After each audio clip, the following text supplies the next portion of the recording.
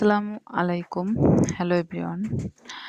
এই যে কেকটা দেখতে পাচ্ছেন, এটা একটা ফ্রাই প্যানে বানানো কেকটা। চকলেট একটা কেক। আর এখানে আমি মোটেও চকলেট ইউজ করি নাই।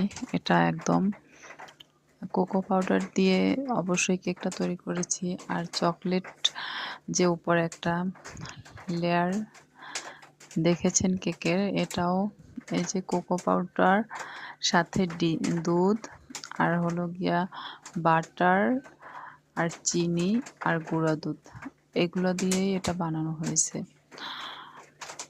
টেস্ট আলহামদুলিল্লাহ চকলেটের মতো ওই রকমের না হলেও কাছাকাছি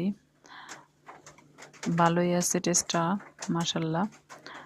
এই তো দেখতে পাচ্ছেন একদম চকলেটের মতো, একটা চকলেট মেল্ট করলে যেরকম হয় ঠিক সেই রকমের হয়েছে, তাই না?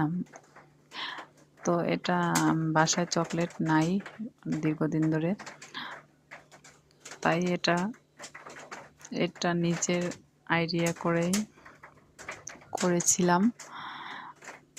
তো দেখতে লোভনীয় হয়েছে অনেক, খেতেও মাশাল্লাহ ভালোই হয়েছে।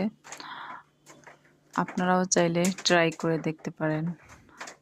আমার কাছে ভালোই লাগছে, আপনাদের কাছেও আশা করি ভালো লাগবে। আর উপর থেকে সামান্য একটু চকলেট চিপস ছিল, ওগুলোই দিয়ে দিয়েছিলাম।